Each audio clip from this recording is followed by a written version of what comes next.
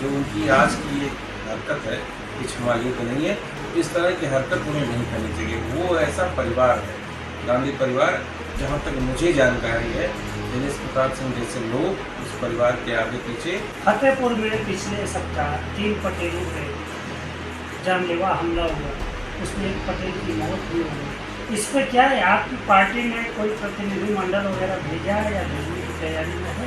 देखिए, ये घटना बहुत निंदनीय है। सबसे पहले आपके चैनल के माध्यम से मैं भी उसी समाज का हूँ, तो इसके लिए मैं पूरी भर्त्सना करता हूँ। और देखिए, नेपाल हम लोग का सटा हुआ देश है, और मेरा जिला, मेरी तो विधानसभा की 12 से 14 गाँव की सीमाएँ नेपाल से लगी थी, और नित्य प्रतिदिन लोगों का आना जाना लगा रहता है, और ये बहुत ही स्वाभाविक मेल जोल वाला है वहाँ का समीकरण है।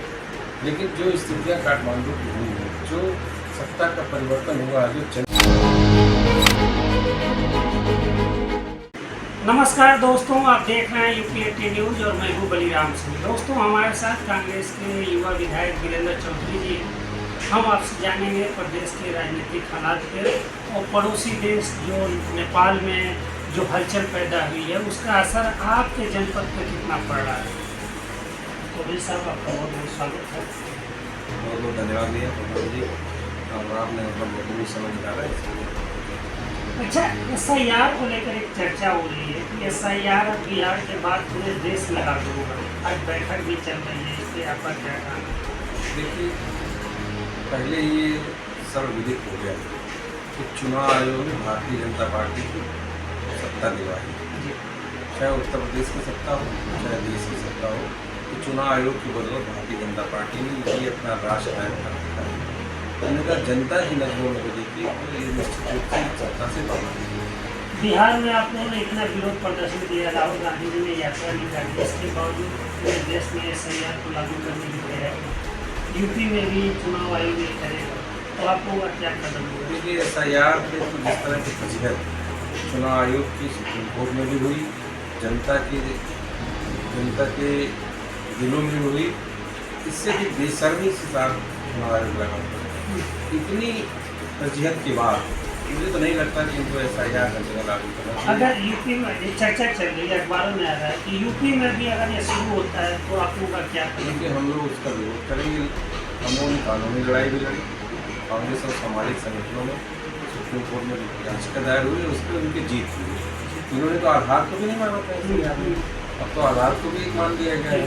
और SIR अगर ये करेंगे, भाई इनकी हुकूमत है, ये ज़बरदस्ती करना चाहते हैं, तो अब वो चोरी हम लोग नहीं होने देंगे। हम लोग सतर्क हैं, वोट की चोरी नहीं होगी। आज राहुल गांधी जी रायबरेली आए हुए थे, रास्ते में उनको योगी जी के कैबिनेट मंत्री ने उनका धरने पर बैठ गए, विरोध प्रदर्शन किए। अब इससे आपको लग जाएगा कि देश के LOP नेता प्रतिपक्ष हैं राहुल गांधी जी, और उनकी सुरक्षा व्यवस्था में जिस तरह प्रशासन को लगना चाहिए, वो आप देखे होंगे आज की घटना से आपको दिखाई पड़ा होगा। एक सामान्य सा व्यक्ति, मैं तो नाम भी नहीं जानता, दिनेश प्रताप सिंह जी का नाम है, कौन है क्या नहीं जानता, राजनीति में कुछ भी है, उत्तर प्रदेश में कोई नहीं जानता, मंत्री हैं, नाम नहीं कोई जानता, विभाग नहीं कोई जानता। पूछ लीजिए कोई, किसी भी आदमी साहब को, पत्रकार है, कोई घूमते हैं। अब 3-4 साल पहले तक आपकी पार्टी के एक मजबूत रायबरेली के स्तंभ थे। देखिए, रायबरेली में तो सब कांग्रेस से, रायबरेली तो कांग्रेस का गढ़ रहा है। रायबरेली तो इंदिरा जी का क्षेत्र रहा है, घर रहा है, क्षेत्र रहा, कर्मस्थली रही है, और गांधी परिवार का तो घर माना जाता है रायबरेली। तो वहाँ तो सभी लोग कांग्रेस में थे। आज वो भटक गए हैं, इधर उधर चले गए हैं, हो सकता है उनका भटकाव दूर हो जाए, लेकिन आज वो भटक गए हैं, तो इस तरह की बात होती है। लेकिन आज उन्होंने जिस तरह से विरोध प्रदर्शन किया, सड़क पर बैठ गए, तो क्या भविष्य में आप लोग इसके लिए क्षमा करेंगे उनको? देखिए, ये भविष्य की बातें तो राजनीति में देखिए कोई स्थायी रूप नहीं होता, लेकिन जो उनकी आज की ये हरकत है ये क्षमा योग्य नहीं है। अच्छा, फतेहपुर में पिछले सप्ताह 3 पटेलों पे जानलेवा हमला हुआ, उसमें एक पटेल की मौत भी हो गई। इस पर क्या है, आपकी पार्टी ने कोई प्रतिनिधिमंडल वगैरह भेजा है या भेजने की तैयारी में है? देखिए, ये घटना बहुत निंदनीय है। सबसे पहले आपके चैनल के माध्यम से मैं भी उसी समाज का हूँ, तो इसके लिए मैं पूरी भर्त्सना करता हूँ, और सरकार से उम्मीद रखता हूँ कि इन सबकी निष्पक्ष जाँच होनी चाहिए। और ये तो इतना निंदनीय है, इतना कारण हरकत है, हमें तो उसके मामले हमने तो उसके बाद तुमने ट्वीट किया था, ट्वीट के माध्यम से मैंने बताया था कि फतेहपुर में हमें आवश्यकता पड़ेगी, हम भी आएंगे और हमारे कांग्रेस पार्टी मैंने कहा है प्रतिनिधिमंडल बना के जल्दी ही वहाँ पर पहुँचेंगे। प्रतिनिधिमंडल जाएगा आपका, निश्चित जाएगा। लेकिन लेट हो रहा है। अब तक बहुत सारे लोग जा चुके हैं और सबको पुलिस ने रोक दिया। अगर विपक्ष के हैं आप तो आपको पहले ही रोक दिया जा रहा है, सत्ता पक्ष से मंत्री है तो वो जा सकते हैं। देखिए, हमारा काम लोगों के दुख में शामिल होने के लिए जाना है। सरकार अगर रोकेगी उसके बावजूद भी हम लोग प्रयास करके जाने का प्रयास करेंगे, नहीं मानेगी तो जहाँ तक जाने देंगे वहाँ तक जरूर जाएंगे और उस परिवार से हमारी संबंध है, इसलिए हमने वहाँ तक जाएंगे। अच्छा, पीएम मोदी के करीबी मंत्री आपके जिले के हैं। पिछले 2 महीने से खाद की बहुत किल्लत हो रही थी, क्या यह वो खाद की किल्लत दूर हो गई आपके जिले में? देखिए, मैंने व्यक्तिगत रूप से उस मामले को विधानसभा में बड़ी मजबूती से सदन में उठाया था, आपने देखा भी होगा वीडियो। मैंने मुख्यमंत्री के सामने मुझे बोलने का मौका उस समय मिला, सदन में नेता बैठे हुए के नेता सदन मुख्यमंत्री जी बैठे हुए थे और मैंने उनको याद दिलाया कि आपके बगल का जनपद है और सच कहिए तो आपका भी जनपद है और उस जनपद में इस तरह की किल्लत है। उन्होंने वहाँ पर आदेश किया था और मंत्री कृषि मंत्री गए, प्रयास हुआ और उसका जो कोटा है वो बढ़ाया गया। आज वहाँ पर खाद सामान्य रूप से मिलना शुरू हुआ।